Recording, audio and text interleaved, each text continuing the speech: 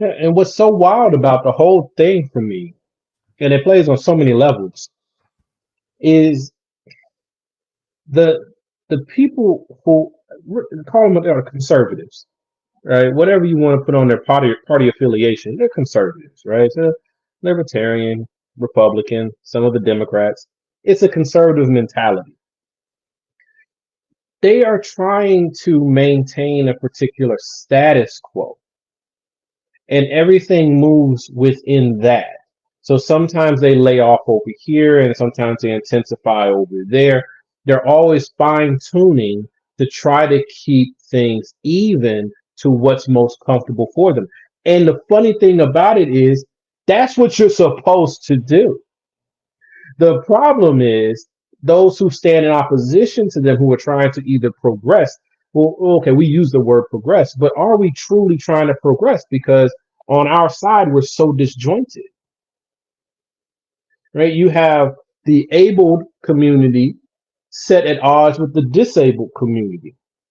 You have the well off liberals going up against the not well off liberals. You got the progressives going up against the corporatists. You got black people being pitted against Latinos. Everybody is like sitting there fighting each other with no coordinated plan. Meanwhile, your opposition is 98% homogenous. The only thing that differs on the right is how much money you have. So we have to become focused on what it is that we actually want. Until we do that, we're really literally, like Marlon said, we're in the stands. Everybody's just yelling a play down to the field, expecting them to understand. And the only one who can understand what you're saying is you. Because by the time it reaches the field, it's just so It's just noise. yeah, you gotta do something, man. Anna, your last thought. Okay, I I agree and I disagree because I think we don't often see the full picture. We don't hear a lot about different groups who are looking around their community saying, what can I help right now? Where can I make a difference? And versus people who talk about wanting a better world online. Just I know there are a lot of groups, they don't talk very openly, but we have learned from the right, and we've had these conversations, as much as I can remember, at least from the mid 2000s into the 2010s, about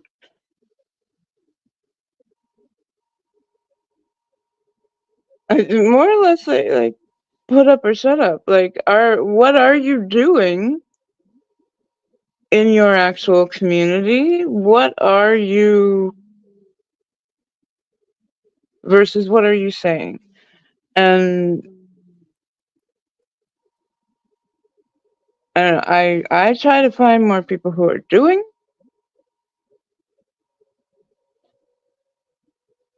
and um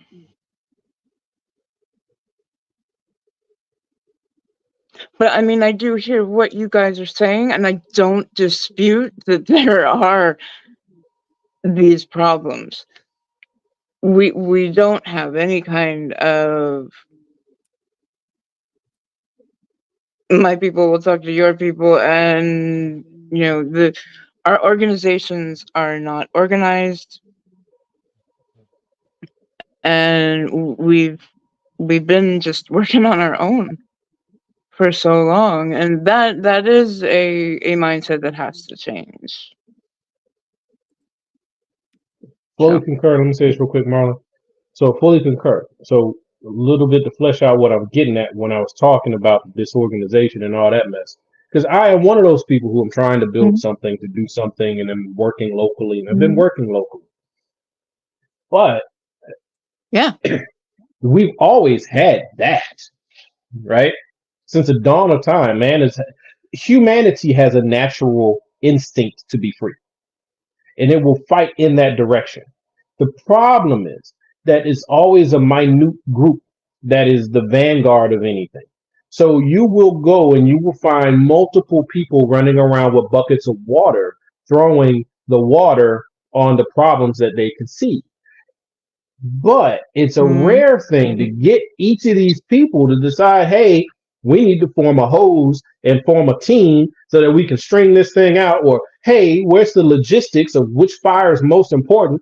Hey, how, like like you said, the organization piece is missing.